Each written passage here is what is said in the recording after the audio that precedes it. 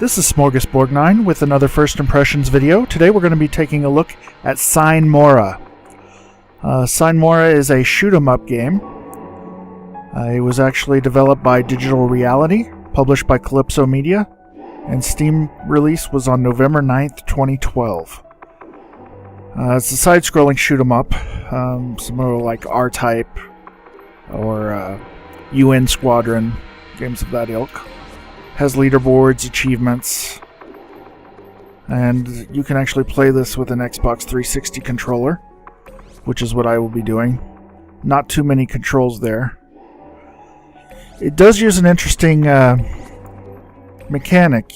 Your characters are all based around time control. The storyline is that these guys can control time, and they have this endless war going on, and they're rebels. So your health is actually time in this game. So one of your controls is to slow down time. If you hit the right bumper, you can slow down time. And one thing you're going to notice here is all the voices are Hungarian. There's no option to change that. So it can be a little distracting. You've got a lot of anthropomorphic characters going around here. And you will vary between characters. So this particular pilot, halfway through this level, I'm going to switch to a different one. As far as the colors of the shots, I have not seen that it affects anything. They all will hurt you. One other mechanic on this is, here's the slow-mo. Sometimes you'll see some drops. One of these will improve your weapons and give you a larger spread. That first one that I'm approaching is the weapon one. The one right below that I just picked up is to improve your time. And up on the top right, you'll have that speed up meter. That's actually you slowing time down. And I guess you can look at it as your character's fast and everything else is slow. You'll also have the special powers below that, the little boxes there. And the one on the top there is your weapon. You know, every time you power it up, you'll fill one of those red boxes up. We're about to go into a boss fight here. At the bottom of the screen is where his health bar will be. This guy's pretty much a pushover. I'll show you my special weapon there. Creates the two little planes. And you saw when I got shot, my weapon upgrade icon moved away. You'll have to go get those back when that happens, or you'll lose them. And that happens every time you get hit. Sometimes you'll lose several of them. Now, I must comment that this game has gorgeous graphics. I mean, it's a 2D game with a 3D environment. It's really, really nice. So this particular boss has segmented health bar on the bottom. That's because he's going to go through multiple modes. See, he's flipping over here, and I've got to fight him from the opposite side. This game is borderline cheap. You know, a lot of people refer to that as Nintendo hard, where you just have to memorize the patterns.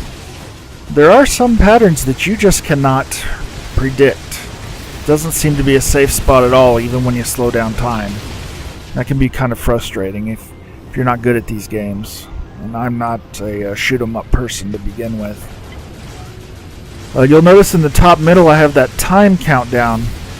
Every time you get hit, that's going to go down slightly. And if that goes all the way down, you're dead. That is your health. It's that little time meter at the top.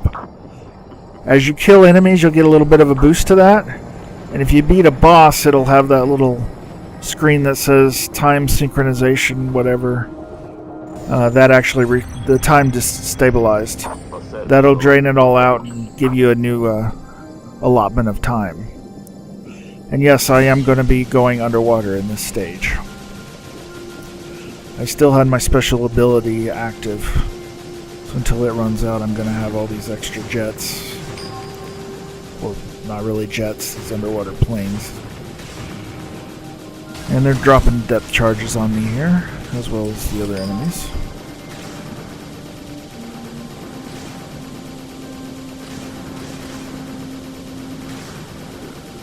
The voice localization is kind of distracting. I really wish they could have invested in getting some English-speaking characters. It's just really hard to follow the story and pay attention to all the stuff going on the screen.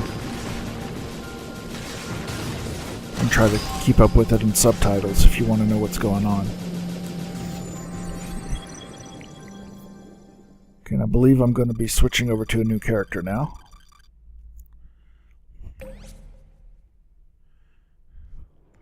And each character will have its own unique special weapons.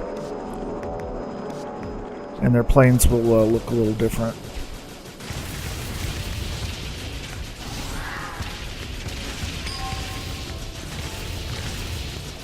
Got some weapon boost there, so I have a pretty big spread now. Problem is you're going around in this cave. And you drop anything, you hit the walls, you're going to be dropping your upgrades pretty quick. And it's not uncommon to drop like 3 or 4 at once, which is something I really wish they'd change. You can hit the LB on your Xbox controller, the left bumper, to speed it up a little on those little sequences there. That's why I kind of jumped ahead a little bit. So I bumped it. It's fighting these giant worms. See, I just dropped 3 weapon upgrades at once from that one shot. Slow down some time, get in there. Got some shields there I picked up. And that one just jumped right in on my head. Not much you can do about that. And this guy's at an odd angle. That is the one complaint I have about this game, is it is very difficult. It just seems like there's no patterns to some of these shots that you're just... Some things you just can't possibly avoid. And that's just all there is to it. Skill level or no.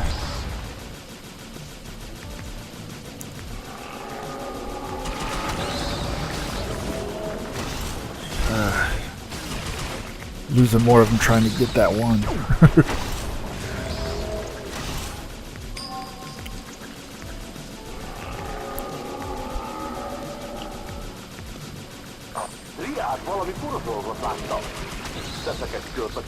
So sometimes these characters will mention things like this, and you'll actually end up playing that level later. So you'll see what they're actually talking about.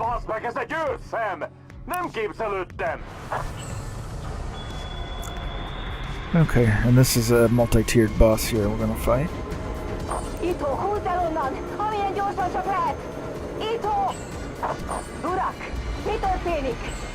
Fent vihartomból rettenetesen rossz a vétel. Durak! Az átjáró tiszta, kísérd át a hordát! Én lefoglalom az őrszerelvényt. Kezdjétek meg a dokkolást! Gyorsan! And I just used my special weapon. And it's completely different than the other one. I don't have the little planes up above and beyond me. I just have a wide berth spread shot there with this one. And now we're attacking it from the opposite direction. Instead of left to right, we're going right to left, which is kind of cool. And I just lost 3 of my power-ups, and then more. So frustrating, and I'm not even playing it on the hard mode.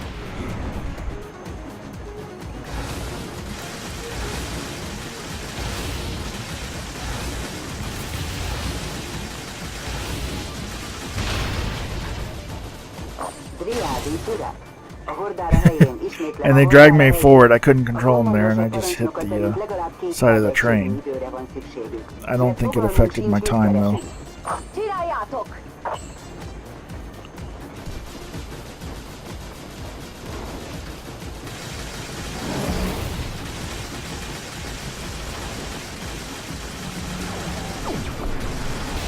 Yeah, how are you supposed to dodge this? Just have to kill him before it can get to you. Hope the next cutscene triggers. There's some bosses later in the game that are just insane. No way to dodge, and I just kept running out of time.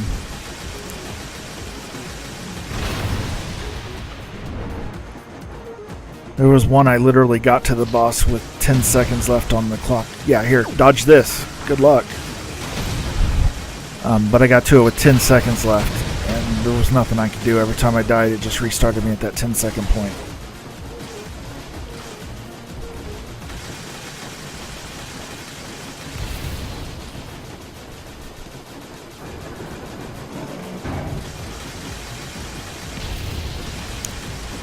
As you can see, its health bar has gotten down to the last segment, so I'm just about to be able to finish him off.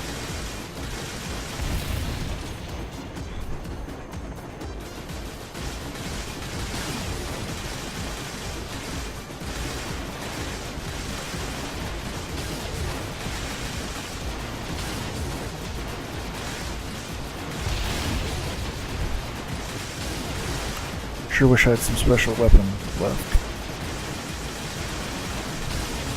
And I'm out of the time speed up.